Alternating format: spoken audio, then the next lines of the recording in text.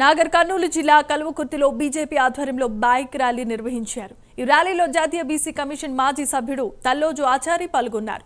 Congress party 6 గ్యారెంటీలు 66 అబద్ధాలతో అధికారంలోకి వచ్చిందని తల్లోజు ఆచారి ఆరోపించారు. అధికారంలోకి వచ్చి సంవత్సరం గడిచినా ఇచ్చిన హామీలను అమలు చేయకుండా ప్రజలను మోసం చేస్తున్నారని మండిపడ్డారు. కాంగ్రెస్ పార్టీ కార్యకర్తలు భూ కబ్జాలకు పాల్పడుతున్నారని విమర్శించారు. ఈ విషయంపై తాను చర్చకు సిద్ధంగా ఉన్నానని సవాల్ విసిరారు. ఇచ్చిన హామీలు నెరవేర్చుకుంటే రాబోయే రోజుల్లో పెద్ద ఎత్తున ఆందోళన మరింత ఉధృతం చేస్తామని తల్లోజు ఆచారి హెచ్చరించారు. బీజేపీ కార్యకర్తని సంవత్సరం నుంచి ఇల్లు కట్టనిస్తలేరు.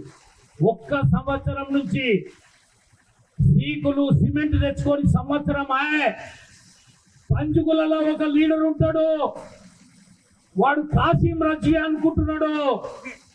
ఆ లీడర్ ఇవాళ ఈ అధికారులకు చెప్పి ఒక పేద రైతు మన కార్యకర్త ఇల్లు కట్టుకుంటే సంవత్సరం అయింది ఆపబట్టి.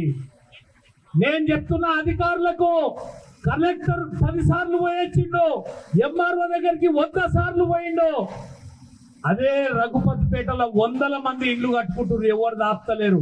తన సొంత పట్టా భూమిలా ఇల్లు కట్టుకుంటే అక్కడున్న కాంగ్రెస్ పార్టీ నాయకుడు చెప్తాడట, అరే బీజేపీలో ఉన్నాడు కాబట్టి వీని ఇల్లు కట్టియొద్దు.